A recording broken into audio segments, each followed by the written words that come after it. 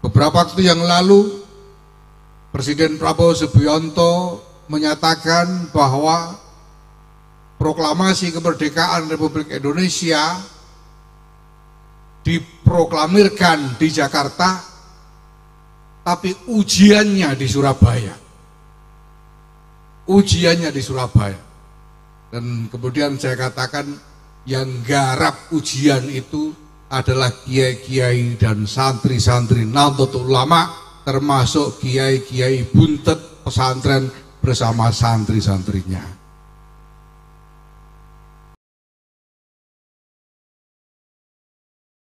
Assalamualaikum warahmatullahi wabarakatuh.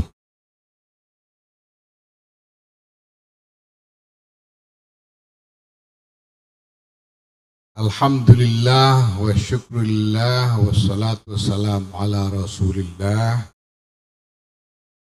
Sayyidina wa maulana Muhammadin ibn Abdullah wa ala alihi wa sahbihi wa mawala.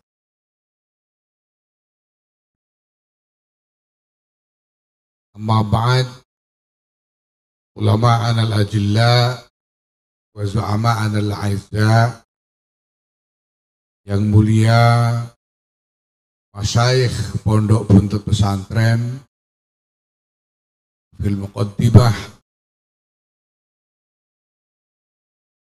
saya sayangi, saya cintai, Kiai Haji Atib Rafi'uddin Izzah, Allah baqa'ah. Tadi Kiai Atib menceritakan bahwa pondok buntut pesantren itu didirikan pada tahun 1753. Itu yang dicatat. Yang tidak dicatat kita tidak tahu sejak kapan. Kiai Adib juga mengatakan bahwa beliau adalah ISIS. Jadi istri beliau hanya satu, itu yang dicatat.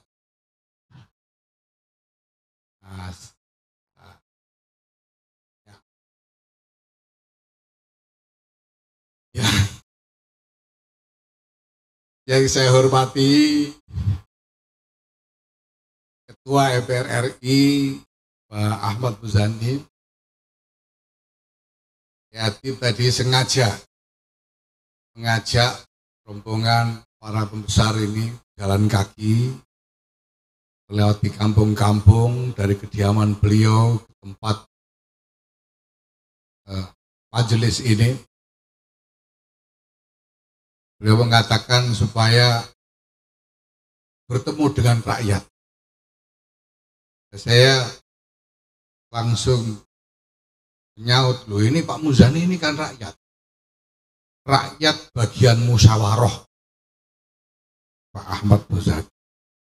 Nah, beliau ketua majelis pemusyawaratan rakyat. Yang saya hormati Pak Kapolri, Pak Jenderal Polisi Listio Sigit Prabowo beserta seluruh jajaran Polri yang hadir pada kesempatan malam ini seisi mabes dibawa ke sini semua oleh Pak Kapolri, masih ditambah dari Polda dan Polres. Kalau Kiai Adib tadi mengatakan ingin memberi gelar Kiai kepada Pak Listio Sigit Prabowo, saya kira itu masuk akal. Karena kita semua mengalami bahwa di bawah kepemimpinan Kapolri Jenderal Listio Sigit Prabowo ini, kita masyarakat menikmati keadaan yang relatif tentram, tertib, aman, sehingga seolah-olah Pak Listio ini telah berfungsi sebagai jimat ketertiban dan keamanan masyarakat selama ini. Pak Listio ini dulu pernah bertugas di Jogja kalau tidak salah. Beliau tahu betul di Jogja itu banyak jimat-jimat yang disebut kiai. Ada Kiai Tunggul Wulung, Kiai Nogro Sosro Sabu Inten dan lain-lain. Jadi kalau ini Kiai Listio Sigit Prabowo saya kira masuk akal. Saya hormati para pejabat pemerintah yang lain hadir, juga para pejabat dari TNI, ada Danrem hadir bersama kita, alhamdulillah, Allah. Juga pejabat pemerintah yang lain, Pak Wamen. Ini kok asmane Emmanuel Ebenezer. Sugeng rawuh Kiai Marzuki Mustamar, monggo, alhamdulillah. Sahlan, monggo.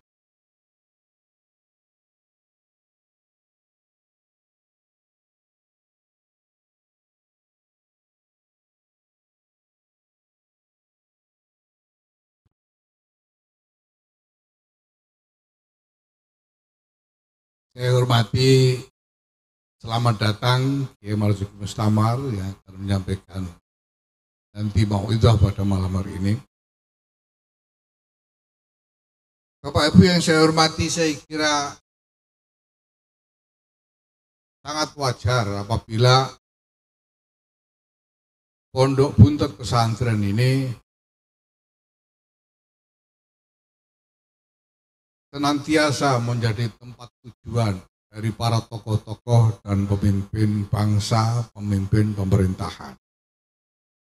Saya tahu sejak sekian lama, berpuluh-puluh tahun memang demikianlah keberadaan dari Pondok Buntut Pesantren ini.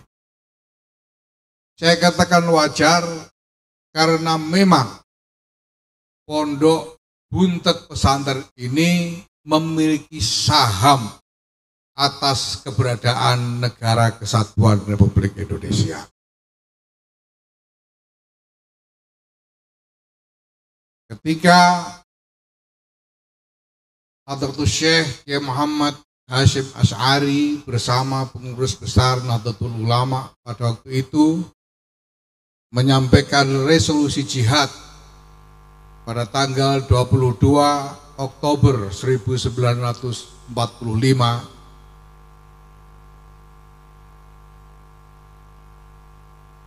berdatanganlah laskar-laskar untuk bergabung dengan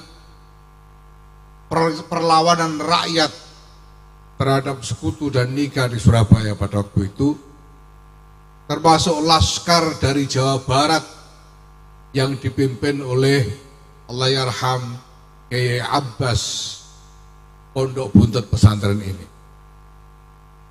Dan waktu itu riwayat dari Kiai Adib, rombongan laskar Jawa Barat di bawah kepemimpinan Kiai Abbas di tengah perjalanan mampir di Rembang di tempat kakek saya Kiai Bisri Mustafa. Maka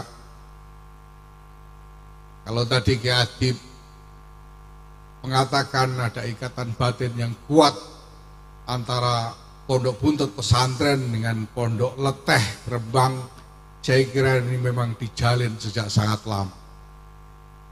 Walhasil memang Pondok Buntut Pesantren ini punya saham besar terhadap tegaknya Negara Kesatuan Republik Indonesia.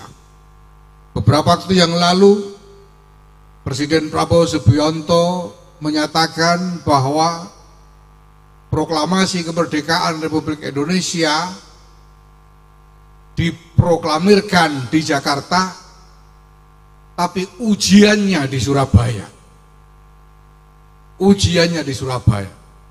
Dan kemudian saya katakan yang garap ujian itu adalah kiai-kiai dan santri-santri Nahdlatul Ulama, termasuk kiai-kiai Buntut Pesantren bersama santri-santrinya.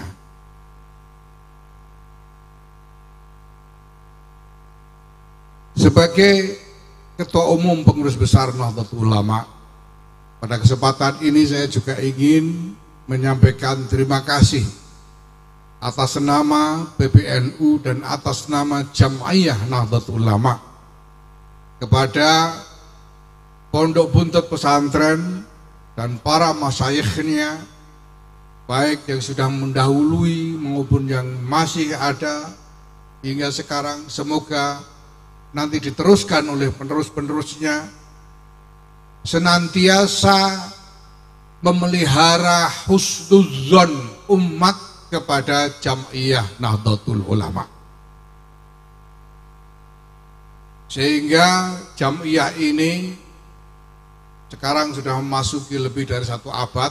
Sebetulnya jauh lebih muda dari Pondok Buntut Pesantren ini, karena Pondok Buntut Pesantren sudah hampir masuk abad keempat, hampir 3 abad usianya. Masya Allah.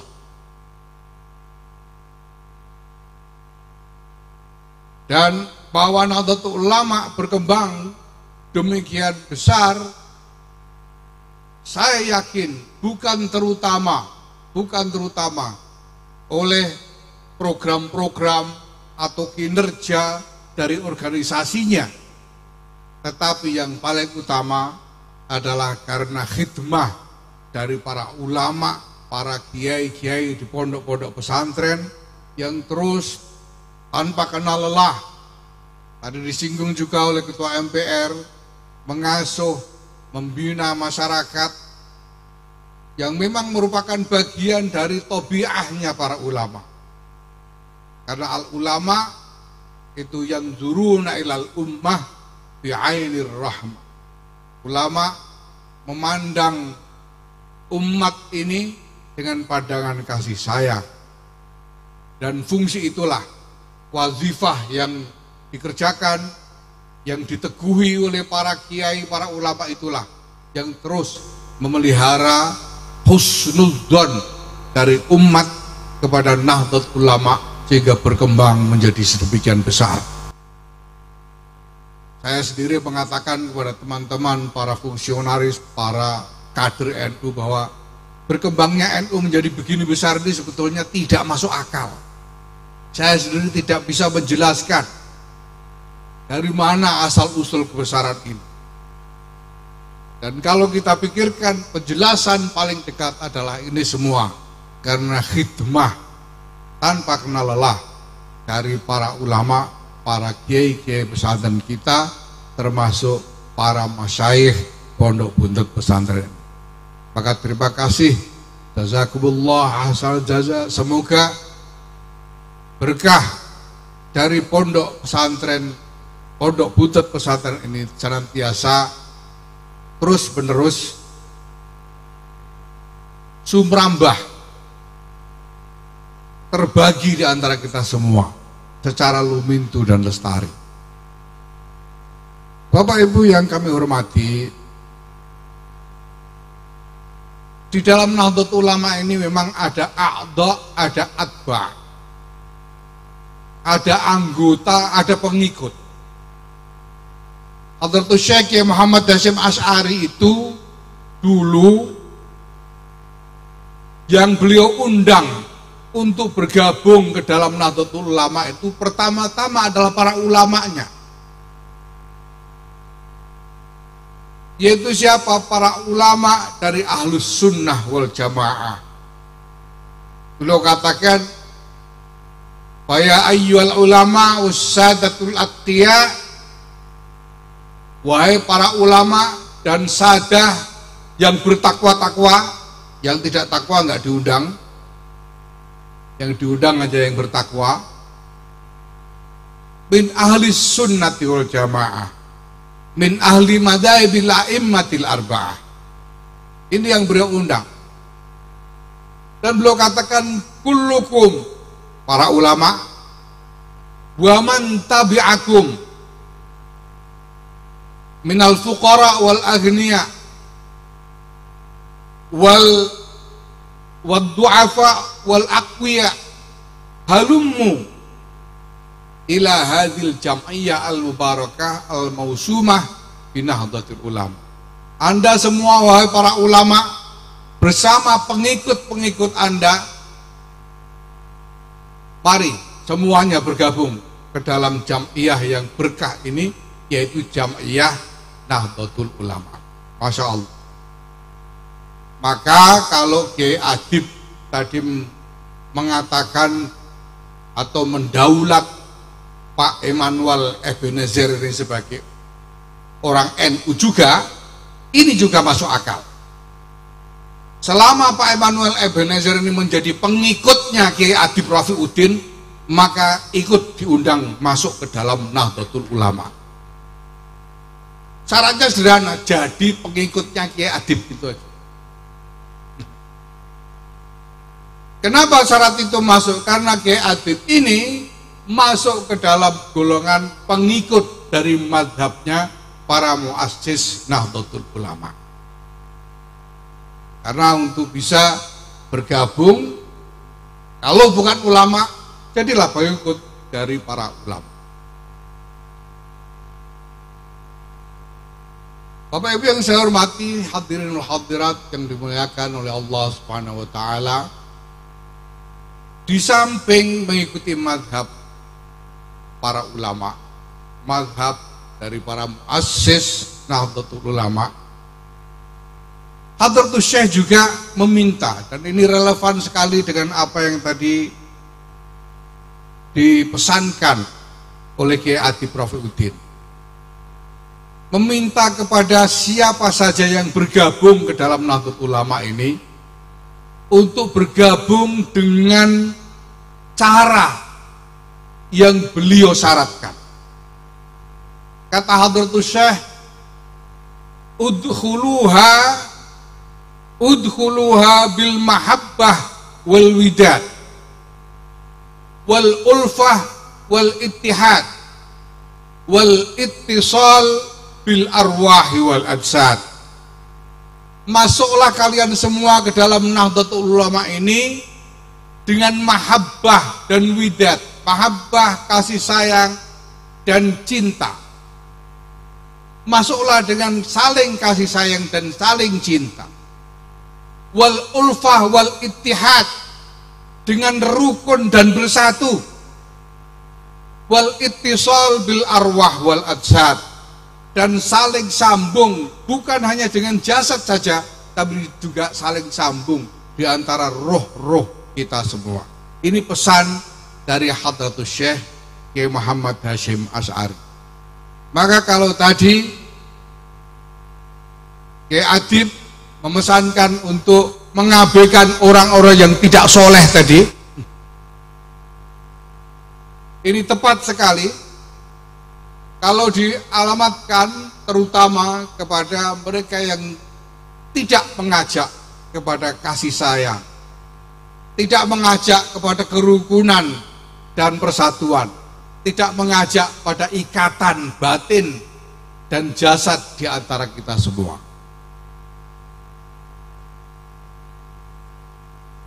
Kita mendengar bahwa belakangan ini selama sudah beberapa waktu terjadi kontroversi mengenai berbagai hal.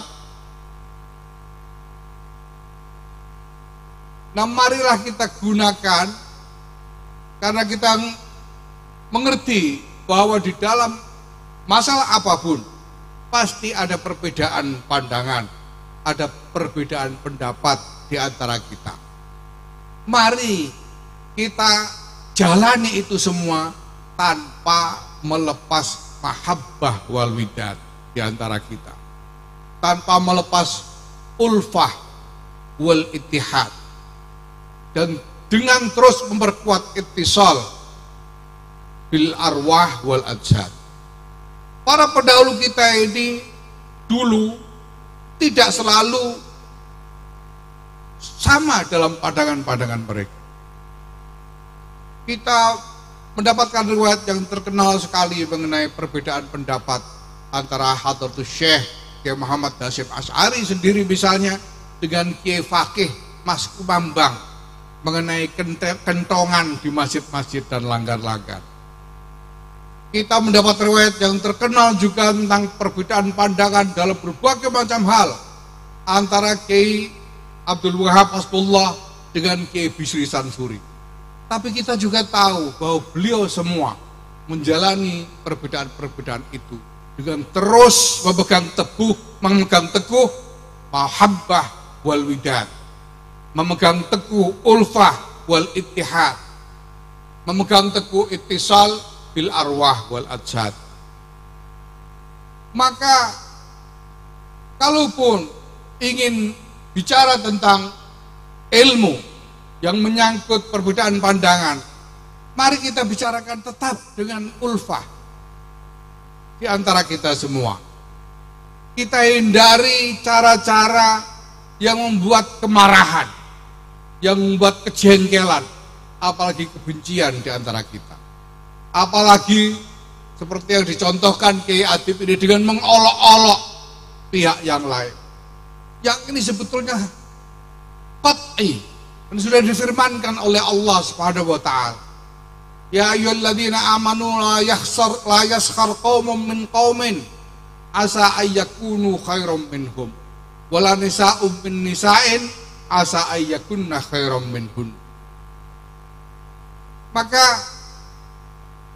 saya bisa katakan barang siapa melakukan pecah belah, melakukan ujaran-ujaran yang memecah belah di antara kita semua, mencorongkan saling marah, saling jengkel di antara sesama, saya pastikan mereka bukan pengikut dari para ulama Nahdlatul Ulama. Ini mudah-mudahan Gus-Gus Buntut ini hadir semua. Perbedaan pendapat tidak masalah, satu yang wajar ya, tapi semua harus tetap kita lakukan dengan menjaga persatuan dan kesatuan, apalagi persatuan dan kesatuan untuk negara kesatuan Republik Indonesia. Karena di antara mazhab para muassis adalah menjaga bahwa dalam keadaan apapun, di tengah gejolak apapun, di hadapan kesulitan yang bagaimanapun, negara kesatuan Republik Indonesia harus terus tegak berdiri. Ini adalah amanah dan wasiat dari para muassis kepada kita semua warga Nahdlatul Ulama. Bapak Ibu sekalian yang saya hormati, saya sangat bersyukur bahwa pada malam ini saya sudah pernah juga sebetulnya dulu, dan sekarang kembali saya dapat kesempatan untuk ikut tabarruk di dalam majelis yang mubarak ini.